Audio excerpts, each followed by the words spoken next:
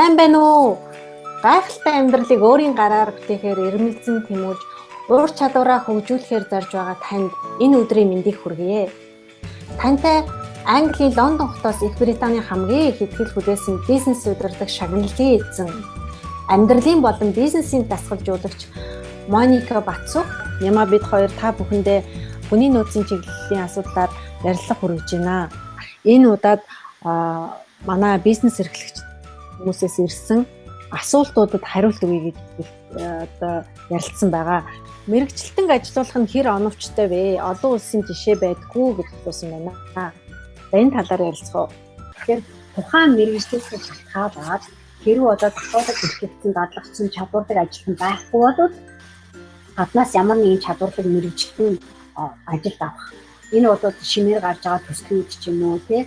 Өдөр одоо байж байгаа хүмүүс чинь өөрсдөө бүгдээрээ завгүй танад би одоо мэргэсэн бодсон хүчин байхгүй тохиолдолд цоо шинээр одоо хүн авах хэрэгтэй болж байгаа шүү дээ тий. Тэгэхээр энийг би бодохын тулд би одоо танд зөвхөн эдгээр одоо арга ерөөсөө гурван зөвлөмж өгье.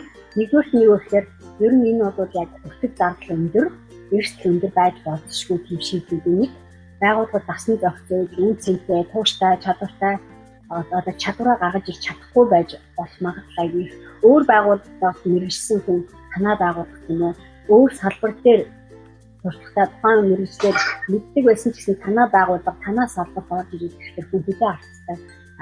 Ягаад чи нэг нь буруу болсон юм шиг сонин болдог. Хичнээн тухайн ажил дээр сайн байж байгаа юм шиг CV дээрээ харагдаад туслах нь ингээ харагдаад гэсэн чинь амьдралхээр хүрээхээр танаа байгууллагыг гаргаж ирэхгүй байх тохиолдол бас байдаг.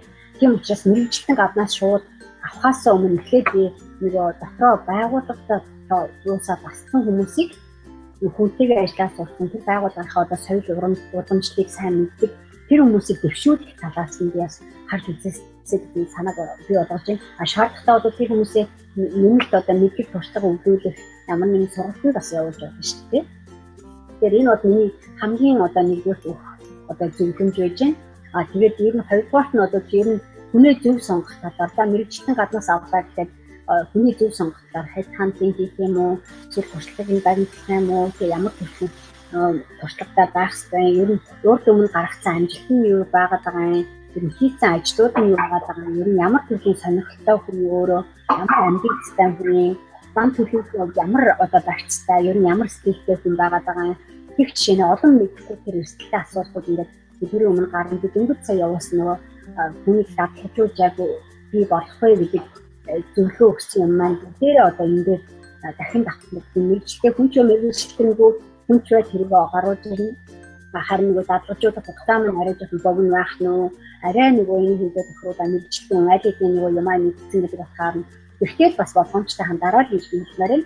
За гурав дахь одоо миний өгж байгаа бас нэг чухал зөвлөмж юу вэ гэхээр аутсорсинг гэж бид нэр энэ одоо орчин үеийн байгууллагуудад маш их хэрэглэж байгаа аргачлалуудын нэг. Одоо би өөрөө ч гэсэн яг энийг маш их хэрэглэдэг. Гадны ажлууд мэргэжилтэн ажлуудаас өмнө ихэд аутсорсинг маш их хийж байна. Манай одоо цагаар ажиллагч юм надад ямар нэгэн төслийг зөвхөн энийг хийгээд өгөх хэмжээний хэрэглээ ажилладаг хөсөөр ажилладаг хамтран ажилладаг гадны байгууллагууд гадаадд ажиллаж байгаа хүмүүс шүү дээ. Тэгэхээр тэр хүмүүстэй хамтарч ажиллаад тэр хүмүүсийг өөрийнхөө ажилдаа туслуулад өөрийнхөө бизнесээр юм хийгээд тодорхой нэг төслийг удирдуулад тодорхой эсвэл ямар нэгэн шаардлагатай гэсэн прожектыг нэг хэсгийг хийхээ авах юм уу ийм тохиолдлууд бас байдаг гардаг. Тэгэхээр аутсорсинг бол маш үнэт өртөгийн хувьд юм эрсдэл маш багтай тийм зүйлүүд зөвхөн тухайн мэргэжлээс тухайн одоо юмыг мэддэг чаддаг хүмүүсийг олж авах хэрэгтэй. Та өөрийнхөө хийсэн листээ харж агаад за энийг хийхэд ерөөсөн одоо ийм хүнтэй ийм үр дүн гаргахын тулд ийм газраас ийм продукт авъя гэдэг сонголт ихээр бид нар дэлхийн өнцөг бодод ялангуяа одоо интернет технологийн орчинд бол энэ чөлөөтэй бүрэн хөгжүүлэх сайхан боломжтой байгаа. Тэгэхээр энийг би танд одоо гурав одоо зөвлөгөө олгож өгөх байна.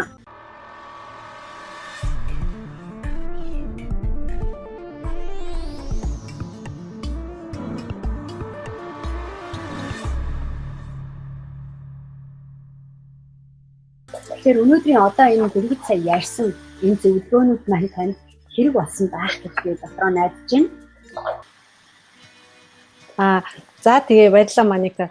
Ер нь бол саяны ярьсан зүйлүүдээс нэлээд олон зүйлийг та бүхэн ойлгож авсан байх гэж бодож байна. Бид нартай адилхан, надтай адилхан яг энэ чиглэлээр ингээд юм хийж байгаа хүмүүс байгаа. Ингээд энэ талаар та бүхэн өөрснийхөө сэтгэлийг бидний ярилцлага дээр үндэслээд юу санаж бодож тусгаж авав, юу хэрэгжүүлмээр юм шиг санагдав. Эсвэл одоо хэрэгжүүлж байгаа зүйл чинь яг ямар байна вэ гэдгээ манай блог руу орж бас санал бодлоо бид нартай хуваалцаарай. Комент хэсэгт нь тэр тухайга бичээрэй. Тэгээд мөн бидний энэ ярилцлага танд таалагдсан бол лайк дараарай, бусдаа хуваалцаарай, шеэр хийгээрэй. Та бүхэнтэйгээ дараа 7 хоногоос дахин уулзах болно. Энэ их олон асуудлууд байгаа учраас дахиад эргээд энэ асуудлуудын талаар эргээд ярилцах болно. Ингээд баярлалаа.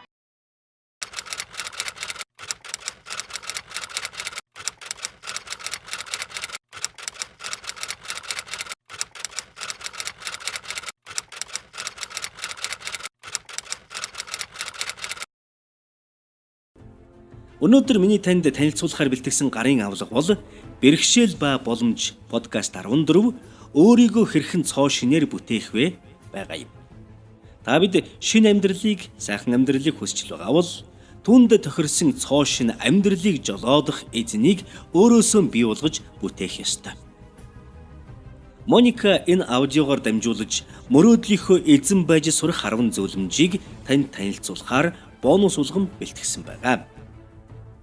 Та өөрийгөө яаж өөрчлөхөө мэдэх үү? Мөрөөдөлдөө тохирох хүн болмоор байна уу? Ирээдүйн дүр төрхөө та төсөөлж харж чадж байна уу? Яаж өөртөө итгэлтэй удирдахч болж сурах вэ? Хэрв та өөртөө итгэлгүй, өөрийгөө ирээдүйд хэн болохоо сайн ойлгож мэдэхгүй бол хизээч хүссэн мөрөөдөлдөн хүрч чадахгүй. Тэгвэл энэ ярилцлага таныг цоо шин хүн болж өөрчлөгдөхөд туслах болно. Та өөрийн дотоод чадвараа сайжруулж амьдралаа санхүүгийн амжилтын анхны алхмаа хийж урагшлуулахыг хүсэж байгаа бол энэ ярилцлагыг цаг алдалгүй яг одоо сонсоорой. Үүнийг сонссноор та өнөөдөр байгаа дүр төрх байгаа байдлаа ойлгож таньж сурна.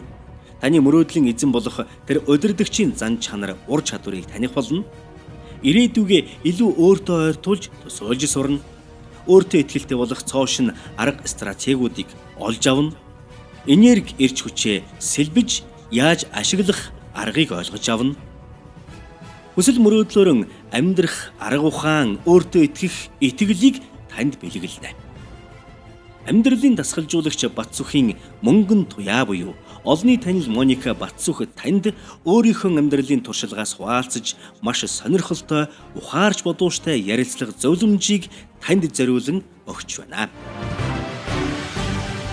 www.monikabatsuch.com веб хуудасны онлайн дэлгүүрээр зочилж түүний бусад уран бүтээлүүдэд танилцж тусгаарлан өөрийн амжилтанд хүрэх дасгалжуулалтыг хийж болно. Бэрхшээл ба боломж подкастын цувралууд 2013 оны 100 дэлхийгээр 40 гаруй орнд тархан суугаа монголчуудын амьдралын эрэлт хүсэлт, асуулт сонирхлын дагуу бүтээгдсэн бөгөөд олон мянган хүний амьдралдаа амжилт гаргахад цоо шин урам зориг, итгэл тэмүүлийг бэлгэлсэн гайхалтай ярилцлагууд юм а.